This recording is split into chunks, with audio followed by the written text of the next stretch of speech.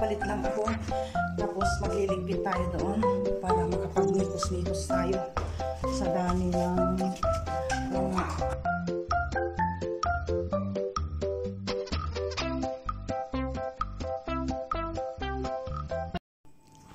Lucky, si hello. Hello, Lucky. Lucky? Lucky, si hello. Say hello to the vlog. Come on.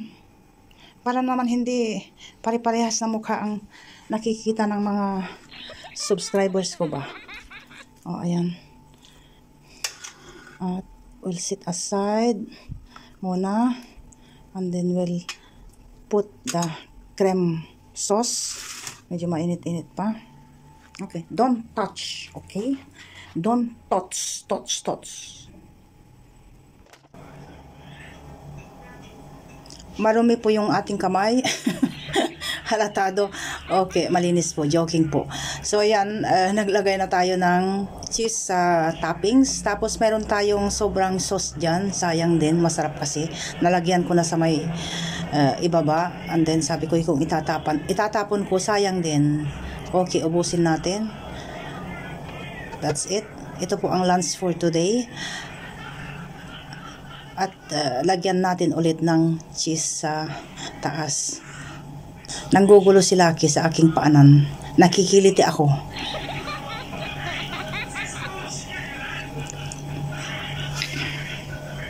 Okay, that's it. Ready na ang ating lunch. Bingo! Ito na po ang ating finished product ng ating pasta alla feli, lasagna alla feli. Alam nyo, kung ano yan guys, nagdigdig ako ng walnuts. Ang bango niya nagdigdig ako ng walnuts tapos nilagay ko sa pang toppings. Ang bango niya guys, inimbento ko lang ito.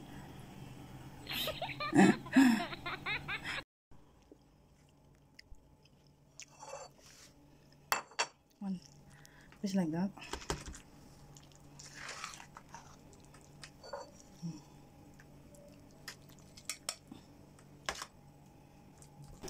Wala pang ating mga kasama, gutom na ang ating bunso, kaya mauuna na siya.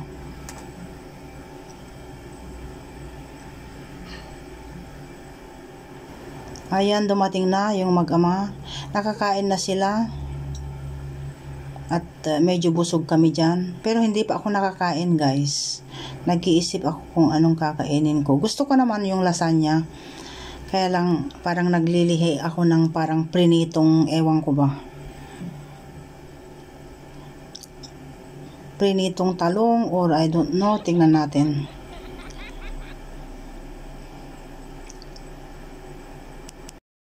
Yan yung tira nila, halos kalahati, naubos nila. Nagprito ako ng talong at itlog at meron pang 3 pirasong crabs dyan. Maliliit na 3 talong at nag-slice ako ng green onion, kamatis, tapos may bagoong. Tapos meron pa tayong tirang kanin kagabi. 2,000 years later. Nag-aya itong hubby na bumaba. Magkakape daw kami. Yan, naabutan kami tuloy ng ulan. Magkakape, magdidate daw. Date na parang mag-boyfriend at mag-girlfriend. Ayun, nakisama ang panahon. Paglabas namin guys, lumiwanag yung kapaligiran. At medyo natagalan din kami sa cafeteria dahil dumating pala yung bayaw ko dahil nasa area lang siya. Malapit lang. So, tinawag namin at yun, non-stop na kwentuhan. Nakadalawang oras din kami. So, on the way na tayo, papuntang bahay, pauwi ng bahay. Pero, bubudulin ko muna ang bulsa ng aking mister. Bili kami ng kunting makakain. Pero ang talagang purpose namin para dumaan ay wala nang pagkain si Lucky. Last time na namili tayo 3 piraso lang yung nabili natin at si Lucky hindi siya basta-basta kumakain ng mga tira-tirang pagkain ba. Sosyal ang ating Lucky. Sinalubong kami ni Bunso sa baba para bitbitin yung aming pinamili. Nasa bahay na tayo. Home sweet home. Nandito na tayo. Lucky, can you come down? Lucky! Lucky! Yeah, Lucky. Get down. Down. Down. Saan siya mababa? Bravo, Lucky. So, yun na nga, guys. Feeling mayaman tayo today. Daming ligpitin na naman. So, oh. Tapos malamig siya, ha. Umulan siya, pero hindi naman gaanong malakas ba. Oo. Ambon-ambon lang. Malamig. Dahil sa bundok. Sa bundok, guys, ang kapal ng snow. So, dito sa baba, sa syudad, kuha pa rin yung lamig ba. Oo. Bumababa yung yung lamig. Pero dito po, sa syudad, wala pong snow. Doon lang sa bundok. Kaya yun nga, hindi kami nakapunta. Hindi na kami nakapunta sa bundok dahil masikip yung daan, puno ng ice, yun lang sa daanan. Pwede naman, kaya lang legally, from here hanggang doon, pag walang snow, pag maganda yung panahon, bali, mga 50 to 60 minutes na andun ka na. Pero pag ganitong weather, dahil sa sikip ng daan at ma-snow, maaabot mo ang 2 hours para makarating doon. So ayun, so nag-decide na lang kaming mag-stay dito at magprito ng tuyo. yan po. So ayun, hindi ko na kayo isinama sa loob. Hindi ko na kayo isinama sa loob dahil pare-parehas rin lang sa loob ng pamilihan. At saka nakakairitang mag-video pag yung bang namimili ka, oo. Mga tao patingin-tingin sa'yo, yung bang ganon. Tapos hindi mo alam yung dadamputin mo, hindi mo makukonsentrate yung pamimili, yung bang ganon. So, yun, ligpit ulit tayo ng ating pinamili. Oo. Ayun, tagpalit lang ako. Tapos magliligpit tayo doon para makapagmikos-mikos tayo sa dami ng mga pinamili ba. Ito ay para sa fridge. Ito ay para sa fridge. Madami akong nabiling gulay. Gulay slice.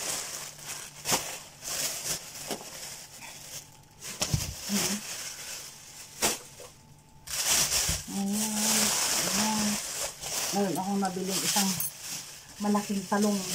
Naghahanap ako ng maliit na talong. Wala. Yan lang. Malaki. Cauliflower. Ayan. Set kong cauliflower.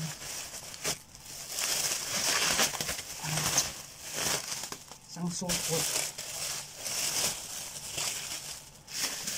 Ako guys, pag hindi ako nakakain ng gulay sa isang linggo, ibang nangihina ako. I'm a vegetarian. Vegetarian tayo. Tapos ito, masarap pang sigang.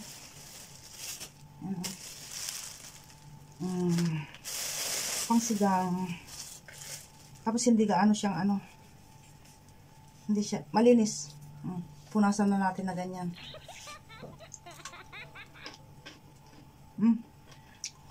Mild lang siya.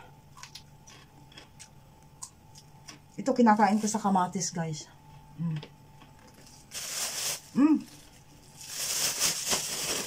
With kamatis, masarap. Ito para sa fridge.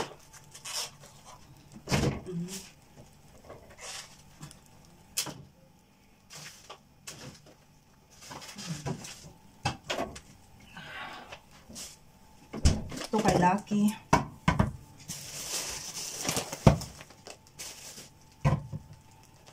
Fridge. milk.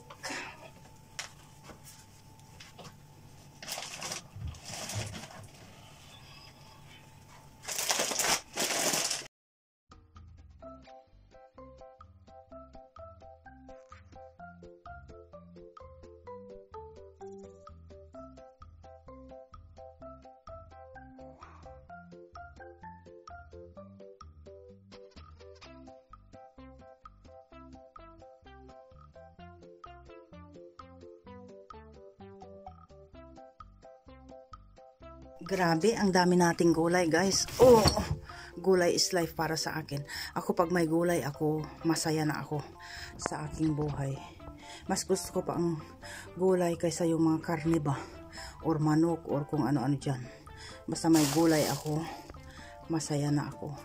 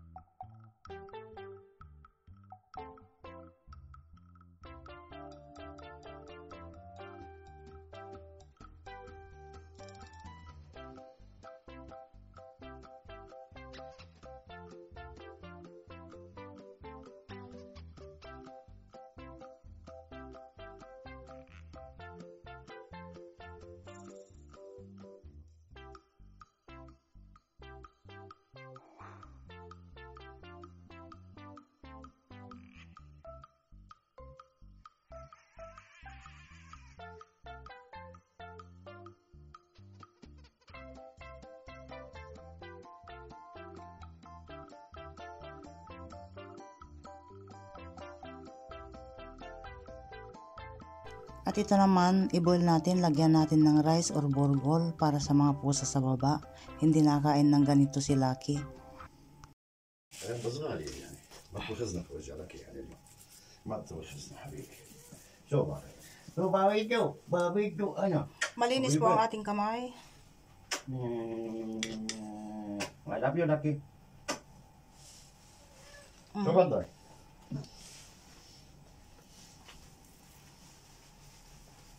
I'll do it like that already. ها It's ready, this one.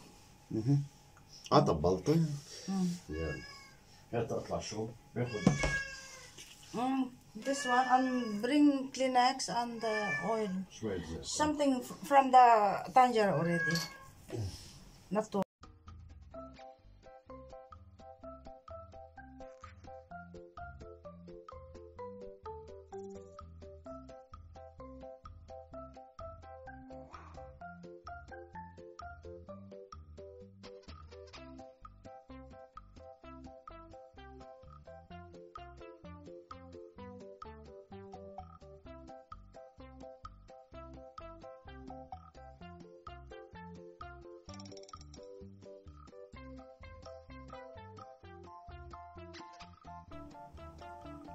So, nag-start na ang ating tatay na magpayub-yub sa taas. Kasama niya si Bunso.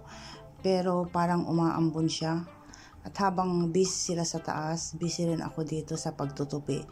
Ito po ang Arabic bread sa mga hindi nakakaalam. Ito ang parang rice din nila, mabigat sa tiyan. So, ang ginagawa po natin dito, tinutupoy natin. Bali, 3 supot yan, guys. Yung isang supot, hindi naman namin kayang ubusin ng isang araw. Yan po ang kabuuan ng isang supot. So, isunod natin yung pangalawa. So, yun na nga. Ito'y mabigat sa tiyan. Para sa kanila, parang bread na rin ito.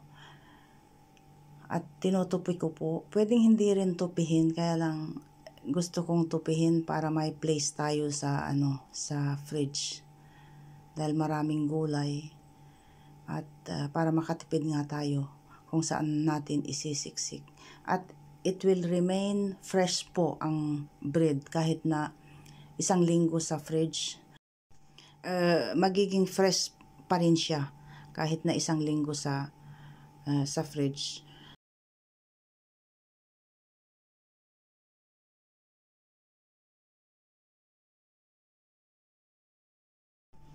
So yun na nga, sabi ni Habi, kung ayaw, maraming dahilan. Kung gusto, maraming paraan. Yan nga, umuulan po siya guys. So, bali pinasok namin yung barbecuehan sa may looban. Umuulan ng bonggang-bongga. Hindi lang kita sa video guys. Maganda na rin para mahugasan ang paligid. So yun na nga ang nabarbecue ni Habi. At ready na kami. At sabi nitong si Jessie, wag nang iset ang lamesa doon sa mas magulo pa tapos matrabaho. Dahil alam niya sa isip niya na siya ang maghuhugas ng lahat-lahat, maglilinis ng pinagkainan sa lamesa. So dito na kami nagkainan guys.